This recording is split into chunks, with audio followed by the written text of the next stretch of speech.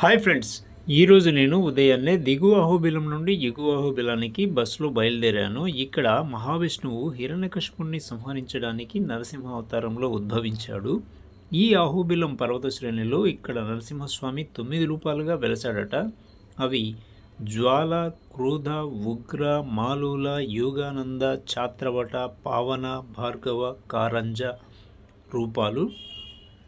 ఈ ఎగువ అహోబిల ఆలయం సముద్ర మట్టానికి 2800 అడుగుల ఎత్తులో ఉంటుంది. ఈ ఆలయానికి దగ్గరలో మన వాహనాన్ని పార్కింగ్ చేసుకోవచ్చు. రాత్రిపూట స్టే చేయాలంటే ఇక్కడ రూమ్స్ కూడా అవైలబుల్గా ఉంటాయి. మరియు ఇక్కడ ఉన్న 2 అన్నదాన సత్రాల్లో మనకు ఉచితంగానే భోజనం లభిస్తుంది.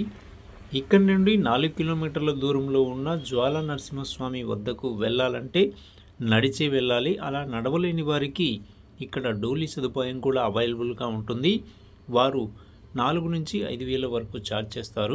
ఈ ఎగువ అహోబిల ఆలయ పక్కనే ప్రవహిస్తున్న భవనాశిని నదిలో స్నానమాచరించి స్వామివారిని దర్శించుకోవచ్చు. ఇక్కడ నరసింహస్వామి వారు ఒక బిలంలో హిరణ్యాక్షుని పొట్ట చీల్చుతున్నట్టుగా ఉన్నట్టు మనకు దర్శనమిస్తాడు. పక్కనే చెంచులక్ష్మి అమ్మవారిని కూడా మనము దర్శించుకోవచ్చు. ఫుల్ వీడియో కింద ఇచ్చిన లింకులో ఉంది, ఒక్కసారి చూడండి. వీడియో నచ్చితే లైక్ చేయండి. Thank you.